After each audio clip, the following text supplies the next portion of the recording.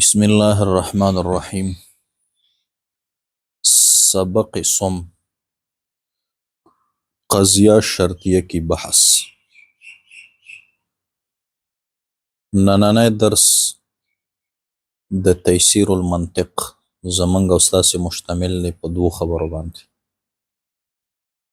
خو دغه دوو خبرو نه وړاندې به تاسې یاد کړئ تقریر بېنظیر.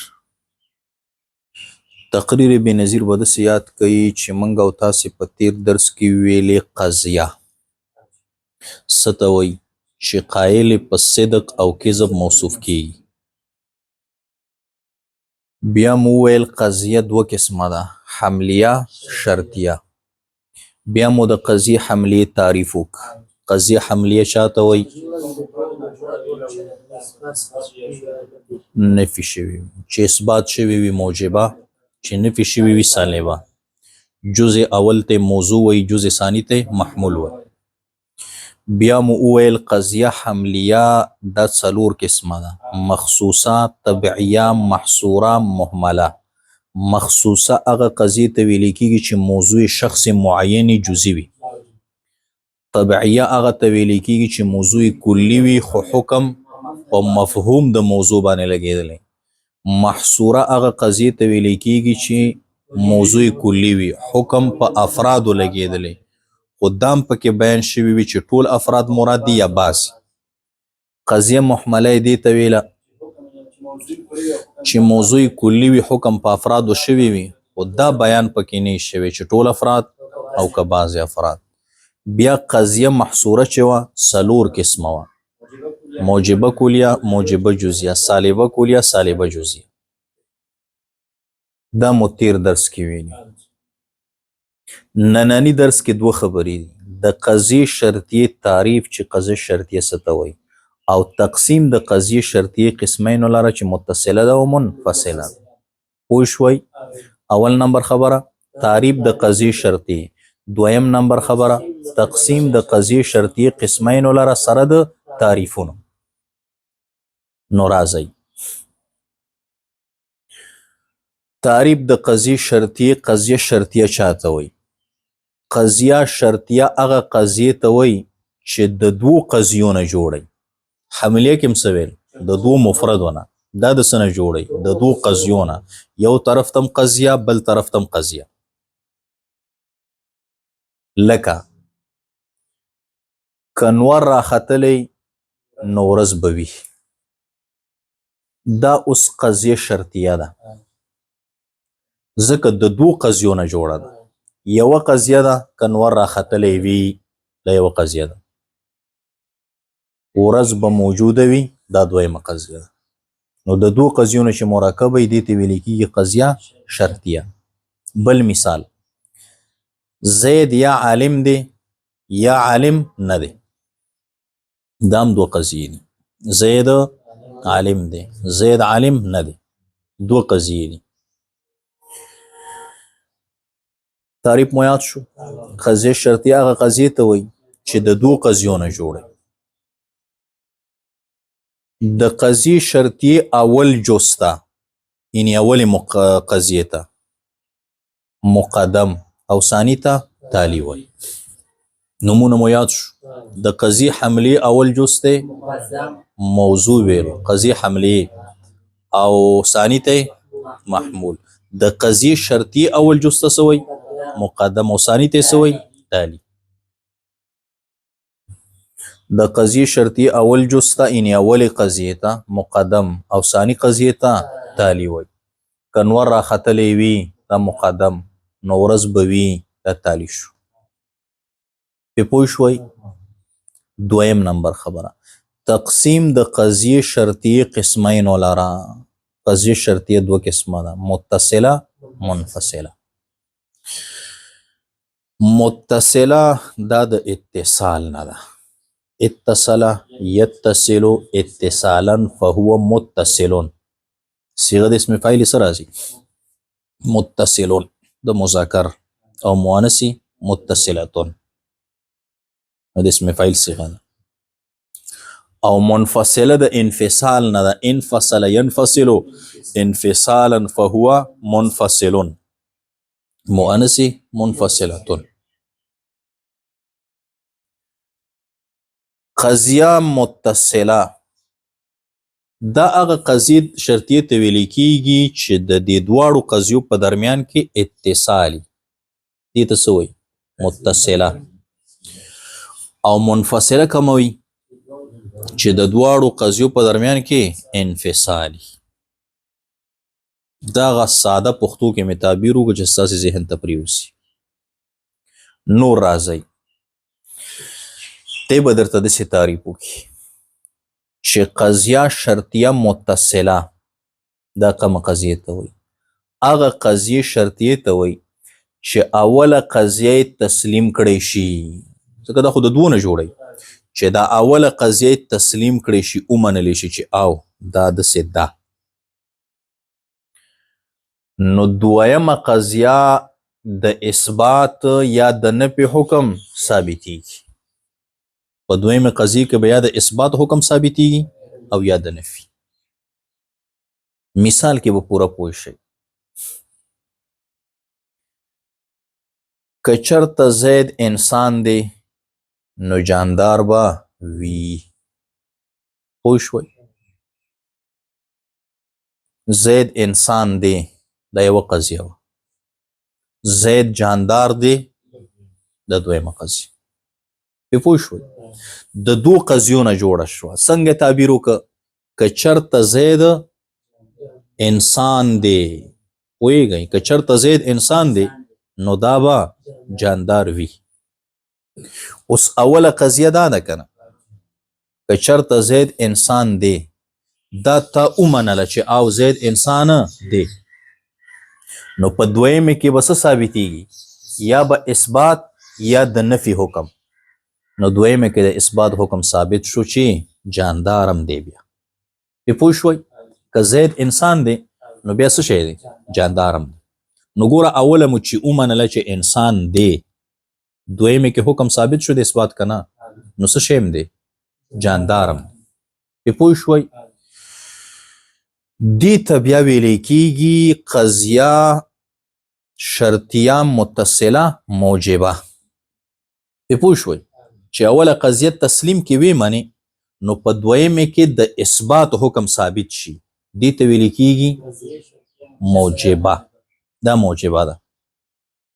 او یا به څه چې اوله قضیه تسلیم کې وی منې په دویمه کې به د نفي حکم ثابتېږي، دې ته بیا ویل کیږي سالبه. مثلا که زید انسان وي، یوه قضیه که نه، زید به اس نه. پې پوه شوئ؟ تعبیر څنګه کو؟ که زید انسان وي نو زید به اس نه. اوس چې اوله دې تسلیم کړه او دې منله چې زید انسان دی، پې پوه شوئ؟ نو په دویم کې خود به خود د نفي والا چې کوم حکم دی هغه ثابت شو که ثابت نشو؟ چې اس نه دی. پې پوه شوئ؟ دې ته بیا څه ویلی کېږي؟ سالبه. په تعریف باندې پوه شوئ؟ شرطیه متصله کومې قضیې ته وایي؟ هغه قضیې شرطیې ته وایي چې اوله قضیه تسلیم کړی شي ومنلی شي، نو دویمې قضیې کې د اثبات یا د نفي حکم ثابتېږي. په دویمه کې به بیا یا اثبات ثابتېږي او یا به نفي ثابتېږي. نو که اثبات ثابتې ده موجبه، که نفي ثابتې ده سالبه. پې پوه شوئ؟ دا قضیه نه ده. که زید انسان وي نو دی به اس نه. نو ما ستاسې د پوهې دپاره زید دوباره بیا ذکر کړ. پې پوه شوئ؟ چې تاسې سم پوه شئ. او دا ما په دې طریقې چې ذکر کړل ستاسې د پوهې دپاره. عمده جمله نه ده که زید انسان وي نو زید به اس نه وي. د عمدي جملې نه منطقیان داسې تعبیر کوي هرګز داسې نه ده چې زید انسان وي نو دی به اس وي. پې پوه شوئ؟ د دې تعبیر او د دې تعبیر یوه معنا ده. پې ورسېدئ؟ هرګز داسې نه ده چې زید انسان وي نو دی د اس وي. داسې هرګز نه ده چې انسان وي اس به نه. دا مقصد دی. په پوه شوي. نو دا تعبیر ما ځکه درته وکړه چې تاسې پوه شئ چې دلته د نفي حکم څنګه ثابت دی. نو ځکه مې درته د نفي صراحت وکړه. په پوه شوي. دلته خو ګورې صراحتا نفي نشته که نه. داسې ښکاري طالب ته ته وایې دا خو دواړه اثبات دی.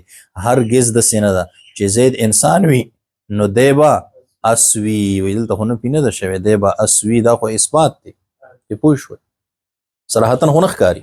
نو ځکه ما درته تعبیر په هغه الفاظو باندې وکړه چې په دې الفاظو هم ته تعبیر کولی شي او په دې هم ته کولی شي. چې معنی یې وکړو معنی د نفي ده که نه ده؟ هرګز داسې نه ده چې زید انسان وي دی د اسم وي، داسې هرګز نه ده. نو څه ده چې انسان وي نو اس بنه. نو چې اوله جمله دې ومنله چې زید انسان دی، نو په دویمې کې څه ثابتېږي؟ حکم د نفي چې اس بیا نه دی. زما په دې تقریر بې نظیر پوه شوئ. د قضیې شرطیه متصلې په تعریف هم پوه شوئ. شرطیه منفصله دویم قسم، دا کومه قضیې ته وایي؟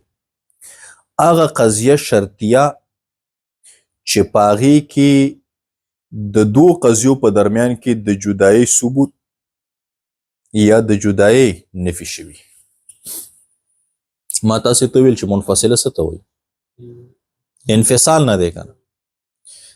شرطیه خو د دو قضیو نه جوړی، نو یا به پکې د جدایۍ اثبات شوی وي چې دا دواړه قضیې جدا جدا دي، دا دواړه یو ځای نشي راتلی. پوه شوئ. او یا به څه شوي؟ د دواړو قضیو په درمیان کې د جدایۍ نفي شوي. پوه شوئ. یا به د دواړو قضیو په درمیان کې د جدایۍ یعنې د انفصال ثبوتي، او یا به د انفصال د جدایۍ نفي وي. جدایي به نفي کړي. مثالونو کې پوره پوهیږئ. دا شی ونه ده یا کاڼی دی. دا سیز ونه ده یا دا سیز کاڼی دی. دا دوه قضیې دي. دا شی ونه ده، دا یوه قضیه وه. دویمه دا شی کاڼی دی. دوه قضیې شوې که نه شوې؟ او چې دا دواړه مونږ راجمع کوو نو بیا تعبیر ترې په دې الفاظو کوو چې دا شی ونه ده یا کاڼی دی. پرې ورسېدی. نو اوس دلته د دې دوه قضیو په درمیان کې حکم شوی دی په ثبوت د جدایۍ. جدایي ثابته ده چې دا شی یا ونه ده او یا کاڼی دی. څه مقصد؟ دواړه نه دي، یو دی. یا ونه ده او که ونه نه یا کاڼی. نو ګوره ثبوت د جدایۍ شوی که نه دی شوی د دوه قضیو په درمیان کې؟ دا سیز یا ونه ده یا کاڼی دی. د دې مقصد څه وي؟ چې دې کې یو دی که نه، دواړه نه دي، دواړه متصله نه دي. نو حکم شوی دی په ثبوت د انفصال، جدایي ثابته کړي. او یا به څه د دوه قضیو په درمیان کې به نفي د جدایي شوي. پوه شوئ. د جدایي نفي به شوي. څنګه؟ اول دوه قضیې درته ذکر کومه چې هغې کې جدایي ده. څه شی ده؟ جدایي. بیا به دا جدایي مونږ نفي کو. تاسې به پوه شئ.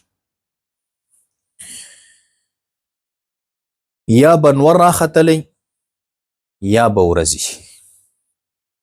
پوه شوئ. یا به نور راختلی یا به ورځي. نو ګوره منځ کې چې یا راغله نو دا یا د څه دپاره راځي؟ جدایي دپاره. چې دې دوو کې به یوی. یا به نور راختلی یا به ورځي، یعنې دې دوو کې به یو وي که نه. نو یا سره دواړو کې جدایي ثابته شو که جدایي ثابته نه شو؟ اوس مونږ د دې جدایي نفي کوو. ښه پرې ورسېدی. نو څه به وایو؟ هرګز داسې نه ده چې یا به نور راختلی یا به ورځي. داسې نه ده. نو داسې نه ده څه شی ده؟ دواړه دي. ځکه دا دواړه جمع کېدی شي که نه. پوه شوئ که پوه نه شوئ؟ داسې نه ده چې یا به نور راختلی وي یا به ورځي. داسې نه ده. نو چې داسې نه ده څه ده؟ دواړه دي.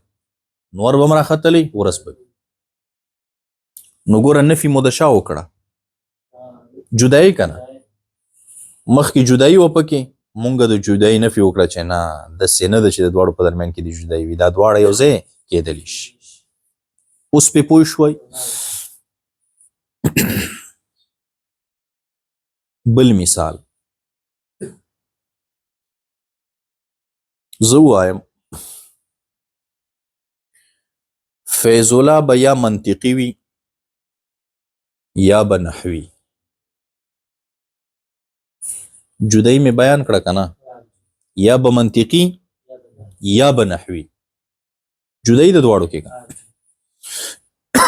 اوس د دې جدایي نفي کوو څه وایو هرګز داسې نه ده پې پوه شوئ چې فیض الله به یا منطقي وي یا به نحوي څه معنا بلکې دواړه کېدلی شي که نه چې هم د منطقي او هم د نحوي شرطیې منفصلې په تعریف باندې پوه شوئ کمې قضیې شرطیې ته وایي یا د جدایي ثبوت شوی وي د دواړو قضیو په درمیان کې او یا د جدایي نفي شوی د جدایي ثبوت چې شوی لکه دا شی ونه ده یا کاڼی یعنی مقصد دا چې دی کې یو د دواړه نه دي جدایي راوستې چې د جدایي نفي شوی وي نو اول به جدایي ثابته کوي بیا به پې نفي داخله کوي نو پوهېږئ څنګه اول جدایي ثابته کوي یا به نور راختلی یا به ورځي څه مقصد چې دې دوو کې به یوي جدایي راوستې ته پې مخکې نفي داخله کړه چې داسې نه ده چې یا به نور راختلی او یا به ورځي نو بلکې څه شی ده دواړه نفي د جدایي وکړه که یې ونه کړه په تعریفونو باندې پوه شوئ په مثالونو باندې پوه شوئ کتاب ته راځئ سبق اسم قضیه شرطیه کی بحث د قضیه شرطیه بحث قضیه شرطیه वो قضیه है قضیه شرطیه هغه قضیه ده जो दो قضیوں سے مل کر بنے چې د دو قضیوں نه جوړ شي جیسے لکه اگر سورج نکلے گا تو دن ہوگا کنور روخیجی نو ورځ به وي सूरज निकलेगा एक कजिया है और दिन होगा दूसरा कजिया है दो शवे का ना या जैसे या लका जैद या तो पढ़ा हुआ है या अनपढ़ है जैद आलिम दे या आलिम न दे ना माना यशवा का उस दाम दो कजिए दी जैद पढ़ा हुआ है जैद तालीम याफ्ता दे एक कजिया हुआ है वह कजिया शवा और जैद अनपढ़ है दाबला कजिया शो ये दूसरा कजिया है और इनमें से पहले कजिए को मुकद्दम और दूसरे को ताली कहते हैं और पदे के अवलने कजिए था मुकद्दम और द्वय में था ताली वल दशो तारीफ द कजिए शर्तिये तकसीम कजिया शर्तिया की दो किस्में हैं मुत्तसिला मुनफसिला शर्तिया मुत्तसिला वो कजिया शर्तिया है कि इसमें ये बात हो कि एक कजिया के तस्लीम कर लेने पर दूसरे कजिए की सबूत या नफी का हुक्म हो कजिया शर्तिया अगर शर्तिया मुतसिला अगर कजिया शर्तिया दा چې په دې کې دا خبره وي چې اولنې قضیې تسلیمولو سره د دویمې قضیې د ثبوت یا د نفي حکم شي अगर सबूत का हुक्म होगा क द सबूत हुक्म राशि तो मुत्तसिला मोजिबा कहलाएगा नो दी तबिया मोजिबा मुत्तसिला मोजिबा वेले की जैसे अगर जैद इंसान है तो जानदार भी होगा क जैद इंसान दे नो जानदार बहुम वी नो चावल कज़ियत यूं मनल कि जैद इंसान दे नो दोए में कि सबूत साबित शो कन शो कि बिया जानदार हम दे देखो इस कजिया में जैद के इंसान होने पर पदी कजिया के द जैद प इंसान के दलो बांधे इसके जानदार होने का हुक्म किया गया है द जैद द जानदार हुक्म खड़ले शवे और अगर नफी का हुक्म होगा तो मुत्तसिला सालिबा होगा कपदवई में कजी की द नफी हुक्म उशी नबियादी त मुत्तसिला सालिबा वेले की जैसे नहीं है ये बात न ददा खबरा कि अगर زید انسان हो तो घोड़ा हो. چې زید انسان وي نو دی د اس وي داسې نه ده.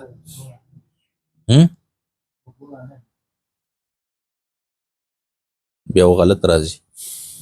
مخکې ویل نہیں ہے یہ بات کہ اگر زید انسان हो तो घोड़ा हो داسې نه ده. غلط دی ستا والا. ستا والا کې به مخکې بیا داسې نہیں ہے یہ بات دا نشته. چې دا نشته بیا ټیک دی. دلته څه دي نہیں ہے یہ بات.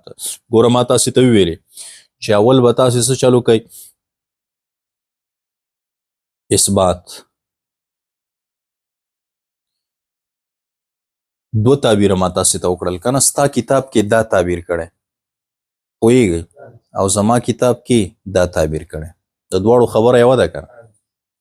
یا به داسې تعبیر وکړي که زید انسان وي نو زید به اس نه وي.